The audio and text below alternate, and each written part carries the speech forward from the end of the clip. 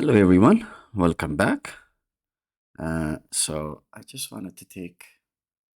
Uh, so today's what Friday the 27th. Yeah, I'm taking a little break from Invest in Ethiopia. So it's a 2-day workshop trying to basically promote Ethiopia as an investment destination. So um, was a good opportunity to reflect. Still not done. So I just took a little break to do this video, and basically today I'm not going to introduce any new topics. Just going to clarify a few points so that the previous two videos kind of align together better. Um, First one is, you know, so the SOS, the Sovereign Operating System, is for local resource mobilization. And the local resource mobilization will be used, the financial resources, for doing social goods, doing research and development, and doing strategic investment. Okay. So strategic ventures. And we talked about how a new mindset is necessary to do that. And in addition to investing in these three tracks, there is a leadership component to it. And, I've developed a framework for that. So I call it the Adaptation Systems Accelerator. Okay. So, because there's a lot of adaptation that needs to be done.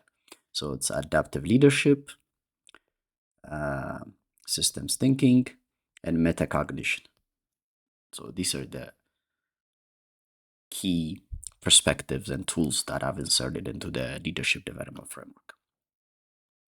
And as for the LRM, the local resource mobilization comes from things, so I call them champion inputs. However, even though this differs from community to community to country, it really needs to be a strategic asset. Okay. For that particular community, for this model to work. It's not to make everything go through this. Okay. You need to be strategic about it, focused about it, and systematic about it. So that's what this is. And, we're doing all this to get to what I call sovereign sustainability. Okay. And, I've already argued that we're not doing an excellent job, far from it, when it comes to sustainable development, be it in the form of Millennium Development Goals or the Sustainable Development Goals that are currently, happening. They'll be done in 2030. This was done in 2015. So it's not happening. So I asked why. And the reason was most of the resource mobilization, it was expected from somewhere else. And our global system is not set up to function that way. No one wants to invest in, at least,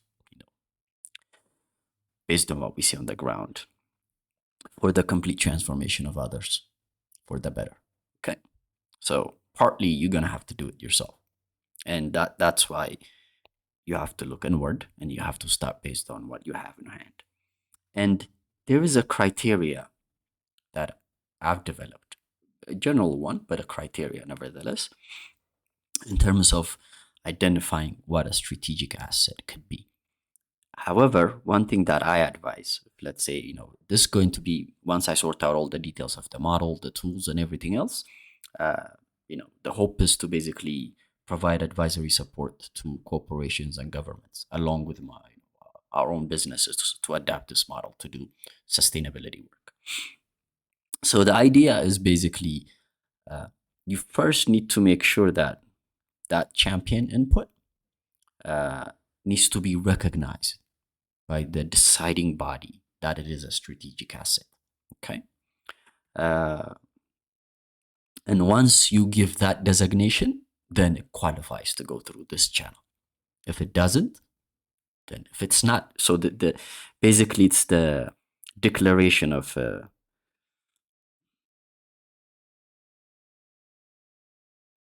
and this needs to be done by, a legitimate authority, like, council of ministers or people's representatives in the case of Ethiopia case, like parliament, or there needs to be, you know, a body that says this item from this point on needs to be recognized. If it's a company level, the company says this product of mine is a strategic asset. And what that does is basically activates this system to function on that particular product. Okay. So that's one. The second one is, we talked about the dynamic levy. Okay. The dynamic levy, what it does is actually two things.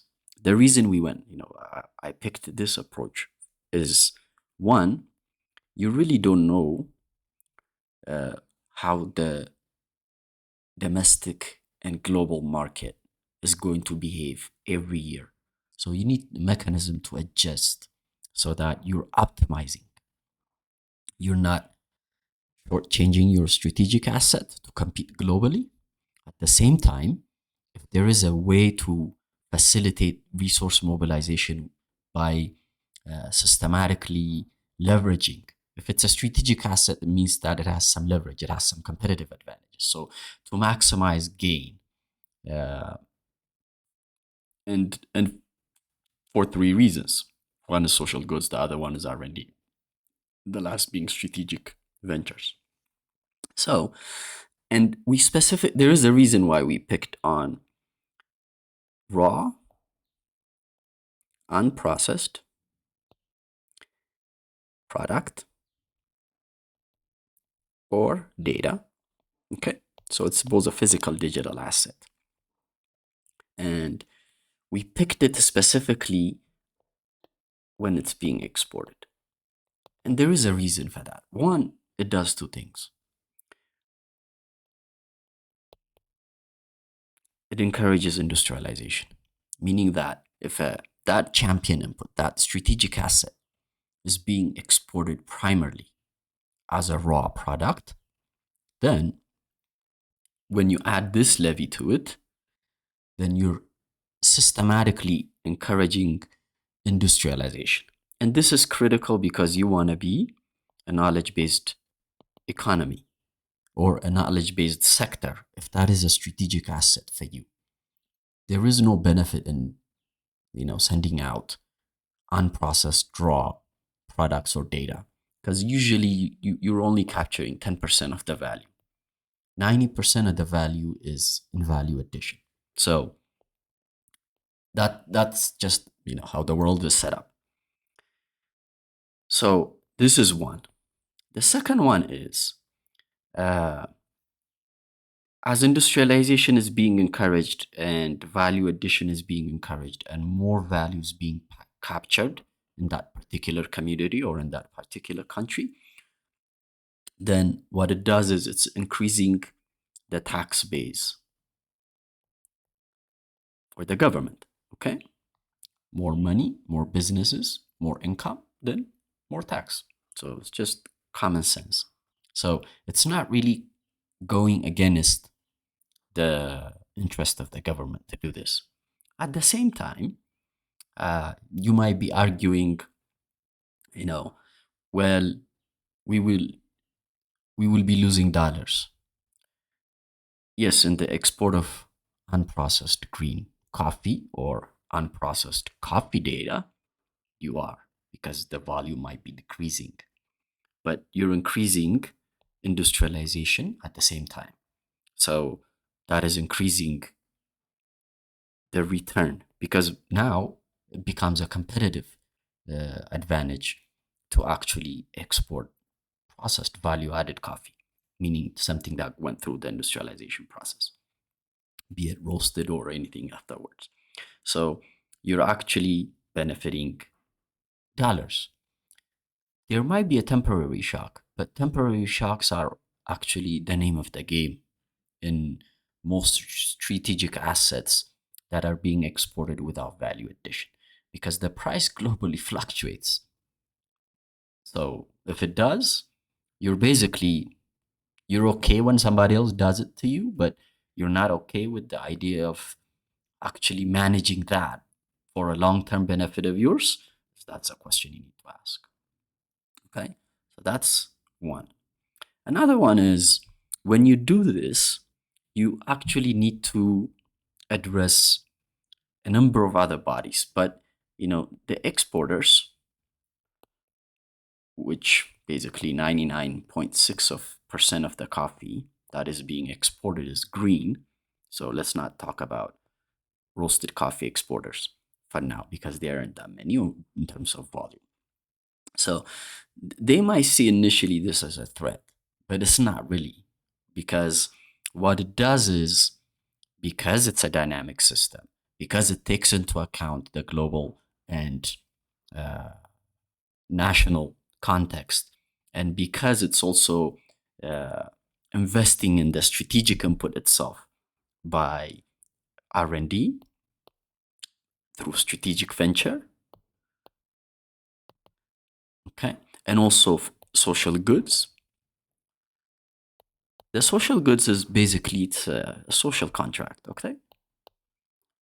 And when a community sees coffee as doing good for it, it's a good thing for the whole ecosystem. So you're benefiting from that. When R&D is being systematically targeted for investment, targeting your champion input, for example, in Ethiopia's case, if we do coffee, then the coffee is going to be more, the sector as a whole is going to benefit. And since you get the most benefit, by default, a good proportion of it will come to you. The strategic venture is not here to replace you. It's actually here to de-risk a lot of things for you, because the strategic ventures are basically a mechanism for specifically channeling some of the money that is collected to go into strategic business ventures, meaning it might be something you could access, because it's not just the government who does the strategic investment, okay? It will avail this to Ethiopian companies or businesses that are operating in Ethiopia. So to do coffee for industrialization, value addition purposes. So it's giving you a direct access. A smallholder farmer is unlikely to be able in a position to immediately leverage and benefit from the strategic asset, but Ethiopian coffee businesses and entrepreneurs will. Okay. The other one is smallholder farmers. I've already established, and the facts on the ground also speak volume, that they're not really the primary beneficiaries of the coffee that they produce. In other parts of the world where consumption is not well developed and primarily what is available is production, then I can understand producers being highly susceptible to the global price dynamics. Okay. However, in a country like in Ethiopia, it's not acceptable because it's being done intentionally. Okay. There could be, like I said previously, a legal case could be made that it is not fair to target a specific group of farmers, to disproportionately detach them from their benefit in the interest of the few, including the government. Okay. Basically, under the law, every citizen should be treated equally. So that's the kind of conversation that I want us to have. And the one way we could benefit the smallholder farmer, as well as the exporter, as well as the government, is to make coffee be the formal market for coffee. Shouldn't just be the export side. It should also be the domestic side. So by formalizing increasingly, and I will also argue why domestic liberalization is essential. Okay. So you're doing a lot of things all at the same time because you're dealing with a system. Okay. That's why we're adapting systems thinking and systems dynamics for this. So to benefit the exporter as well as the smallholder farmer, domestic liberalization becomes critical. Okay. And you might be worrying we may not have enough coffee to export. We will. Okay. If someone is going to be willing to pay a bit more for our coffee, then it will go to the export market and there will be a direct competition with the domestic one, meaning that will encourage in the long term investment into production across the board and also value addition. So you're actually, you cannot develop a sector without a market. And if the market exists, then you should leverage it for its improvement and expansion into value addition. So this doesn't necessarily have to take place immediately. However, it is something that the Ethiopian government will have to do. And I'll show you how briefly why it needs to do that. Okay. First, look into the current situation in Ethiopia. There is also a reason why I'm, basically bringing this topic, this issue, this idea out in the public at this time. Okay. In Ethiopia in 2017, there was, the last coffee reform. So there was a lot of hope and a lot of things have changed for the better. Okay. However, it didn't address all the issues that we wanted to fix. And the primary reason is because Ethiopia is still systematically protects the export market at the expense of the domestic market. And when you do that, you're basically shortchanging Ethiopian consumers, shortchanging Ethiopian producers, and benefiting the few that do the export. Okay, that's how it's arranged. Consumers in Ethiopia and producers in Ethiopia versus importers of other countries. And here it's the exporters of Ethiopia. Okay, they're together. They're partners. They're tag teaming. Okay, so this is how it is set up now. And basically, the domestic and the export market, there shouldn't be any. There's just markets. Whichever one gives you the most return, you should take it. Okay, and you need to design a market-based system that facilitates that foreign currency generation that you crave for. So in 2018, Ethiopia as a country had a change in administration, and this system that I've designed, back then it actually did not even make sense, even at the political philosophy level for Ethiopia, because we have a developmental state model, but based on revolutionary democracy principles.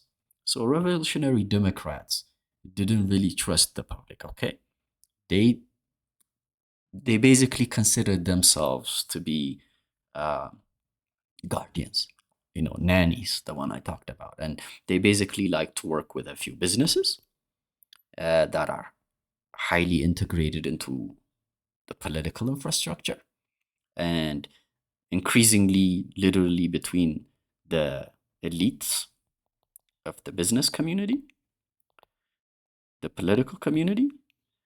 They're increasingly become one of the same. And in addition, you wouldn't know where the government ends and the party begins. Okay, so my kind of model under this kind of the previous political philosophy did not make any sense. Okay, after 2018,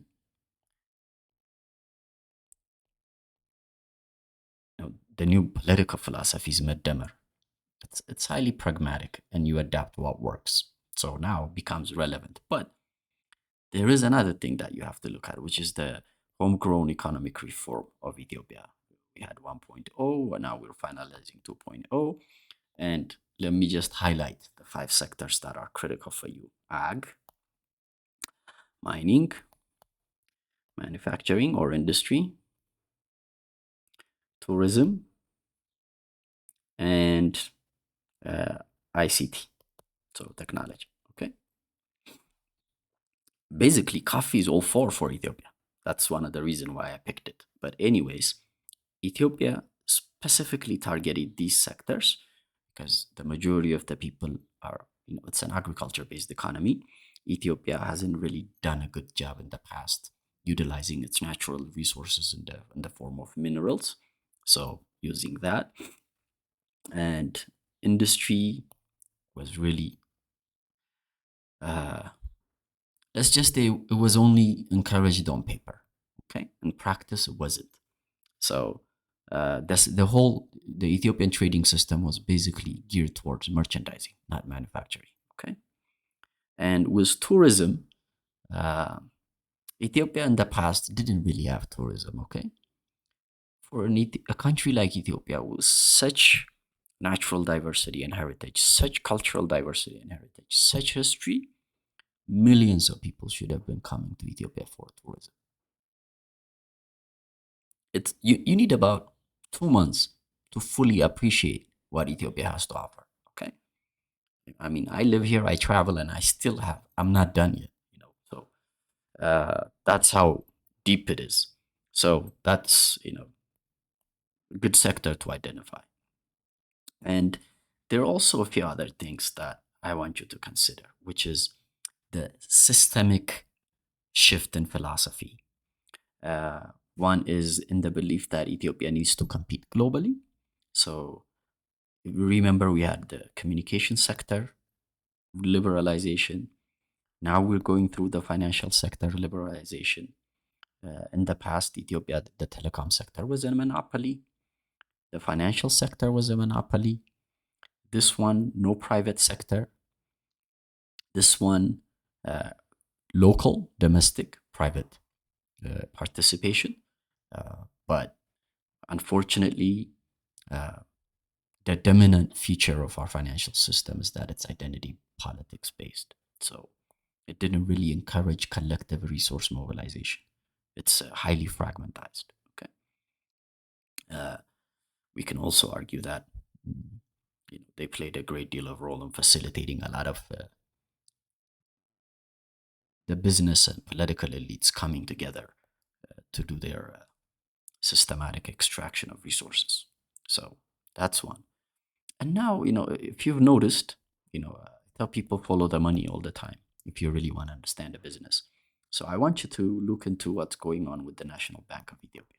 Okay, as we are liberalizing the Forex exchange of Ethiopia, that's critical because I've mentioned it earlier. Ethiopia has liberalized wholesale, retail, meaning that foreign players could come in, uh, banking, okay, telecom, and money now. As an Ethiopian before, it's not that easy to hold a foreign currency account. It's almost impossible to send money to other people outside of the country using the official channel. Importation was a headache. Uh, you literally have to wait months. And I remember when first time dollar-related corruption started. It was around the financial crisis in 2008, 2009. Okay, where inflation in Ethiopia reached, I think officially at that time was around 60%. Anyways, uh, banks were asked, I think the exchange rate was like 1 to 10 at that time, and $1 for 10 birr. And when you go and apply for dollar permits in banks, that's when they started asking for $1, okay, 1 ETB as commission. And it's not something that goes to the bank, okay? So that's how things start getting, scarcity basically became the name of the game, okay? And you can't really thrive in scarcity unless you're playing that game. So that's why you need to use market forces to really address this issue. And right now, with all this happening, with an Ethiopian smallholder farmer able to open a dollar account without a single dollar, that's how open it is now, with people in tourism and export being able to retain their dollar, with the national government availing uh, dollar regularly for the banks to facilitate their business transaction, with the new law, actually directive that's coming on mergers and acquisition, that's going to force banks to merge, okay, because they can't really meet a lot of the requirements. Out of the 32 private banks, maybe initially we will have, 6 to 10. Only 5 are viable ones right now, outside of the Commercial Bank of Ethiopia. And the others, about 5 of them are in good shape, and the rest, they might consolidate with each other. So we might have. But one thing I want you to pay attention to is that, for example, since most banks have some sort of identity, now it actually makes no sense for the banks with the similar identity to merge, because they literally will be limiting their client base. So, I mean, if someone is strategically thinking about this and looking at it from a systems perspective, and they administer banks right now, they should be talking to banks that have a different geographic coverage and a different client base. Then you will have a geographic expansion as well as a client expansion. For example, someone who's targeting businesses and large corporation should target a bank that does engagement with majority of the normal clientele, meaning that people who just do banking for, there might be salary employed or informal businesses or individuals. So you really need to find that strategic fit so that you stay competitive moving forward. With this kind of law and liberalization and the whole thing changing significantly, then the 2017 Ethiopian Coffee Law Proclamation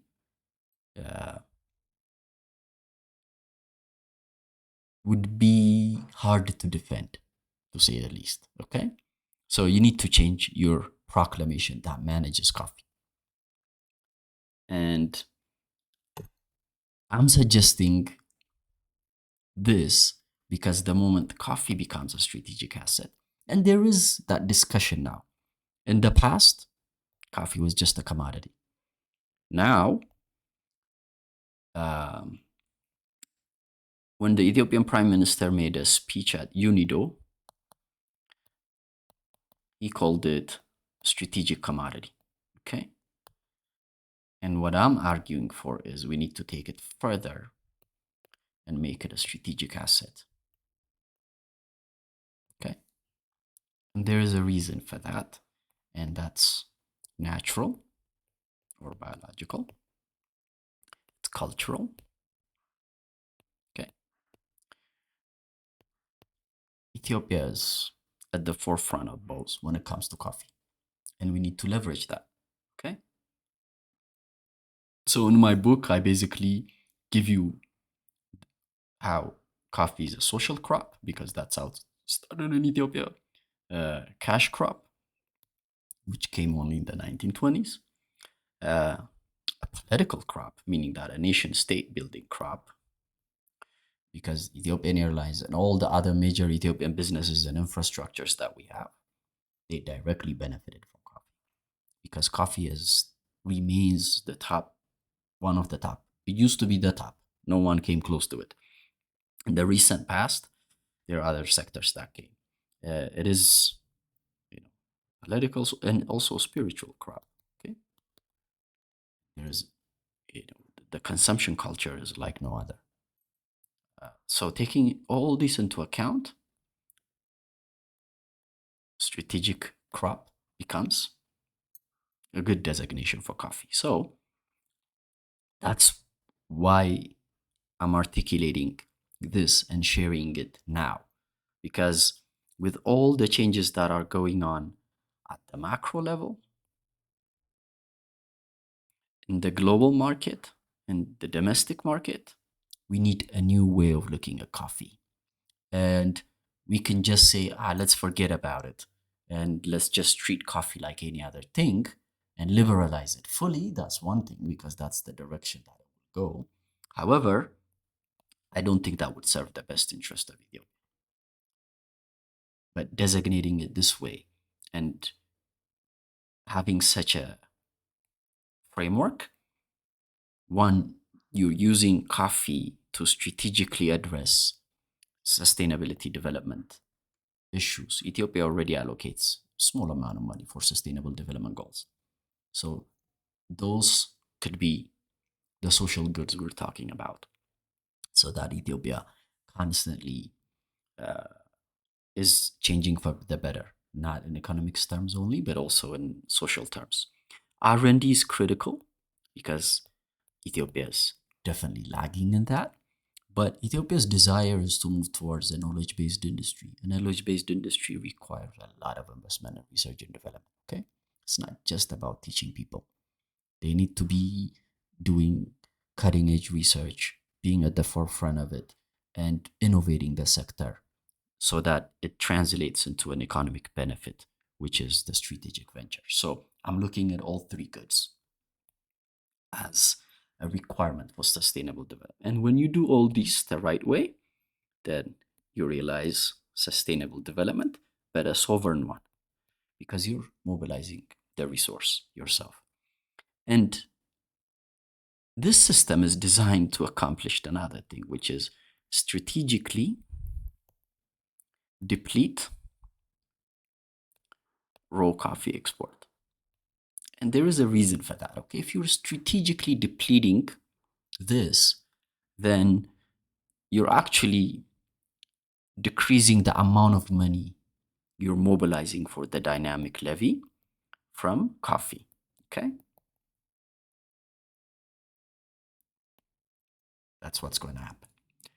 However, this will encourage you to do something, which is, if you started with coffee because it's the low hanging fruit, then the next one you say, maybe I need to look at what is the other most important thing I need to look at so that it becomes my champion input as well.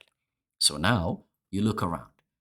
I will give you three things in the agriculture sector that I consider to be an input for this, okay? One of them is teff. Another one is barley and also wheat. Okay. And inset. And there are many. Okay. Just giving you these.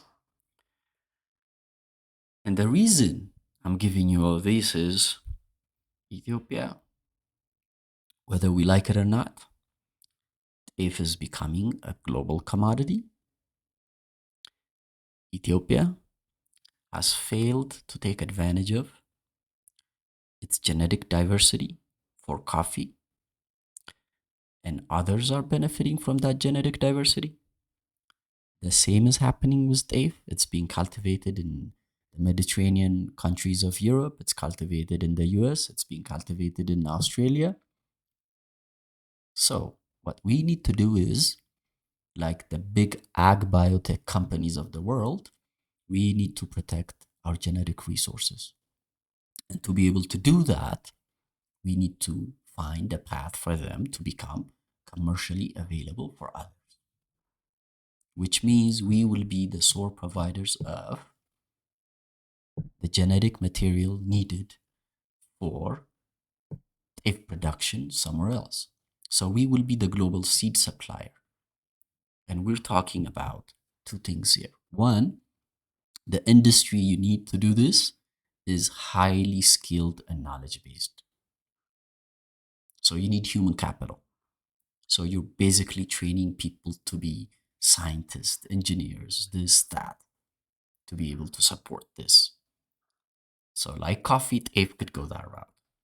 Another one is, moving forward, Ethiopia may not necessarily uh, may not be necessary for us to be good. The rest of the world could get their teff from anywhere else, but they should not be getting their seed from somewhere else. They should be getting it from us.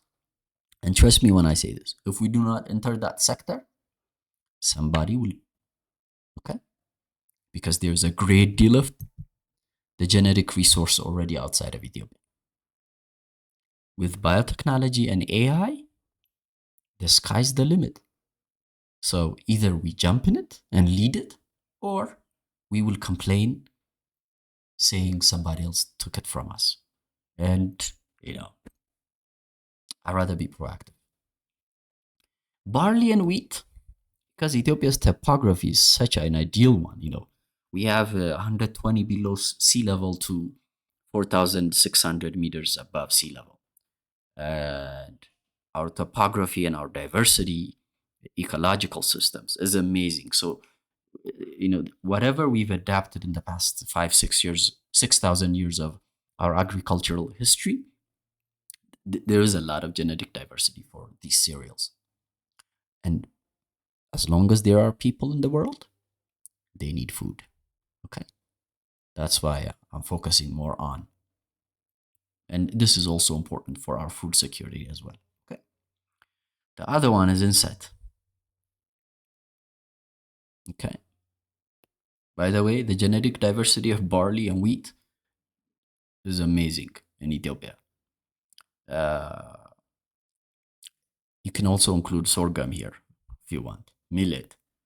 Okay. Inset is another one. Okay.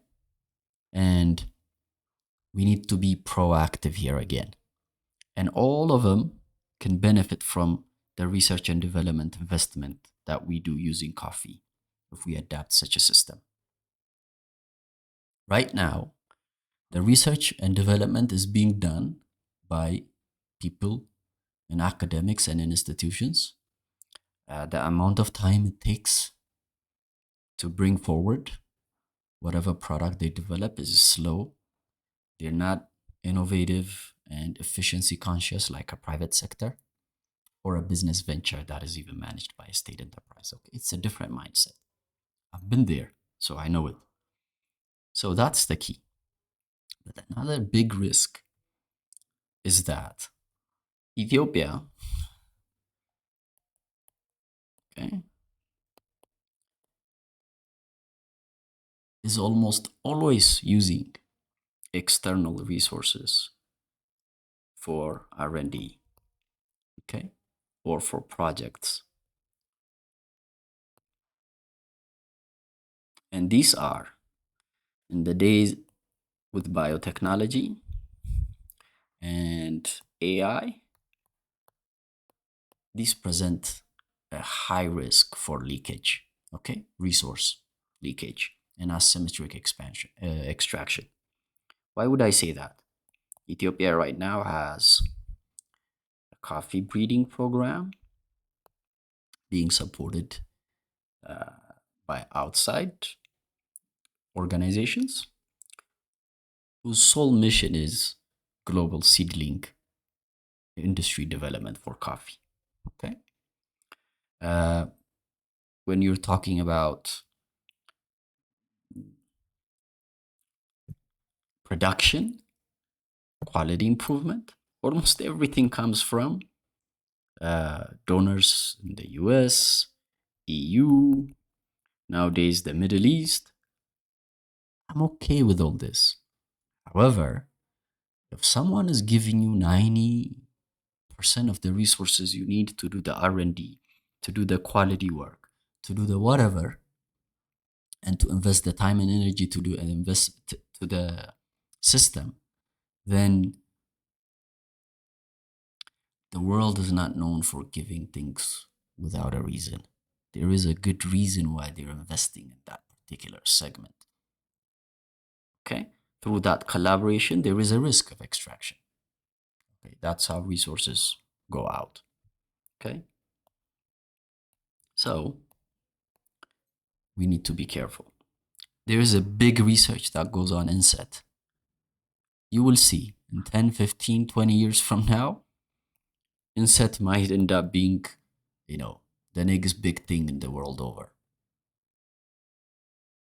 So we need to invest in the infrastructure necessary to protect our asset, but go beyond protection, which is we actually need to be in the industry, playing a leading role. Okay? We're not at the receiving end of things here. We have the natural resource, the human resource to get this done. What we lack is the system. And this is basically providing you that system. And you can adapt it to any country with a similar resources. For example, I could take this to Uganda and do it for their coffee. Okay. In addition, one of the other things I want you to pay attention to is, the three sector investments in social goods, R&D, and strategic ventures. There is no loss in them. You're improving the well-being of your citizens. You're creating a dynamic environment for highly intellectual people to stay. So you're addressing brain drain. And the strategic venture, you're basically de-risking a lot of things so that your domestic industry develops, because you're not going to be directly competing with the small medium enterprises that exist. You're basically charting into new territories because it's a strategic venture, and you're positioning yourself as a company or your state or your nation to do to perform better. For what? For your own sovereign sustainability.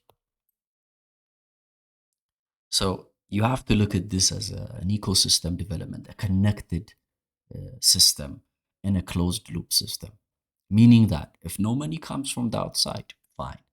Like I said, if we use last year's data, last year Ethiopia would have generated 80 to 90 million dollars to do this work. And the other thing, philosophically, companies that have been successful the world over, they invest a lot in R&D. Okay? And when they do that investment, they use their income. Okay?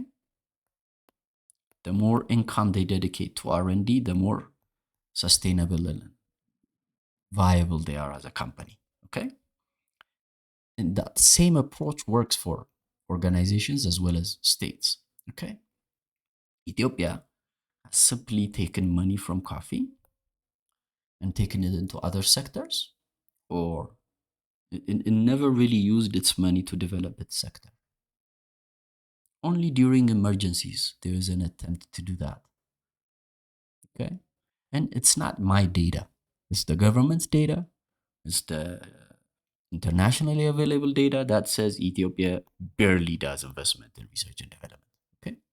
If we have done research and development, our economy would have been a bit more knowledge based, and we would have had a bit less brain drain. Okay?